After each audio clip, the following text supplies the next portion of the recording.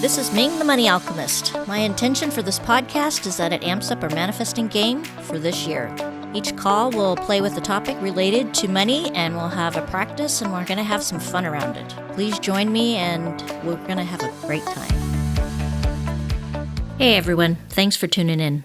First of all, I just wanted to make an announcement that I will be taking the rest of July off from the podcast just to do some refocusing and see what new ideas I can come up with and inspirations. There's been so much going on in the world. Seriously, it's like the aliens are watching Planet Earth as the most fascinating reality show. So I wanted to share some personal stuff. Last month, I found myself in a conundrum. I mean, there were so many thoughts rolling around in my head that I couldn't even put them together to even make sense of all of the different emotions that I was experiencing. It's not like COVID-19 has disappeared, and I'm also thinking that staying at home for 90 days has probably played into my subconscious as well. And during that time, I started cooking, more than I ever have in my entire life. And I wouldn't even say until now that I could even cook. But my focus shifted, and I was making the most amazing Asian meals. I started with my parents' recipes, and then I branched out into Asian cookbooks. But I realized, and I didn't realize it until recently, that I was tuning into me, and that cooking was and continues to be healing as well as enjoyable. So I started thinking about the thoughts that were rolling around in my head, and I did a blog post on it called What's Calling You, and I couldn't figure out if I should put it on my Reiki Fur Babies blog or the Money Alchemist blog, because I thought about the animals. And I've been doing Reiki Fur Babies for 12 years, and on our Facebook page, I have never, ever posted an animal abuse article, picture, or anything related to it at all. In fact, I wouldn't even mention it, and I never will. And so I started thinking about that, because when we talk to the animals, they don't focus on it either, and I learned from them. So for a few days last month, for the first time in my life, I felt like I had not one person to talk to.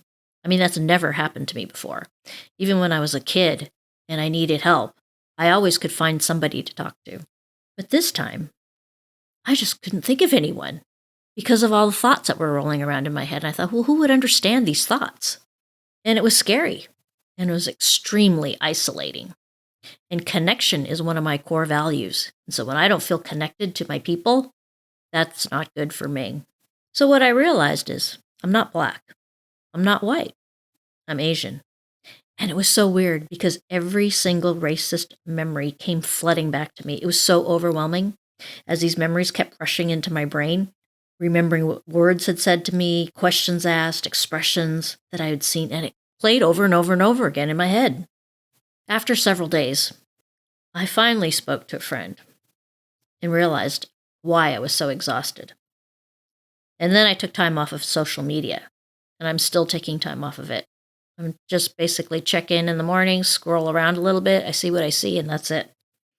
And then another day passed, and I read something, and he was saying, it's not what you are supposed to do.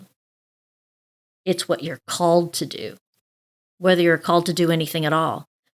But where I was stuck was I was in the supposed to, because I was thinking I was supposed to be doing something, and what I was supposed to be doing was exhausting because I didn't know what it was.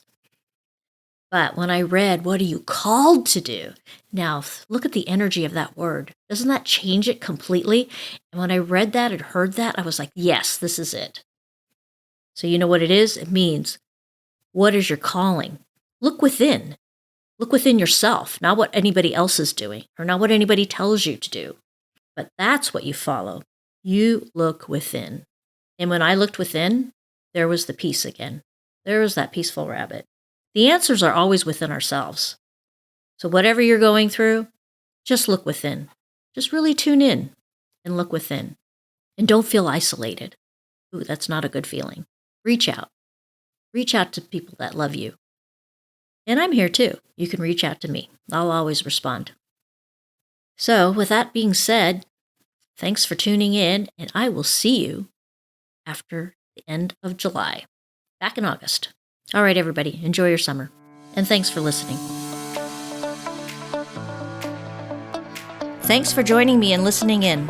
Please go to manifestbluemoney.com for a free chapter to download from my book, Money Blues to Blue Money. See you next time.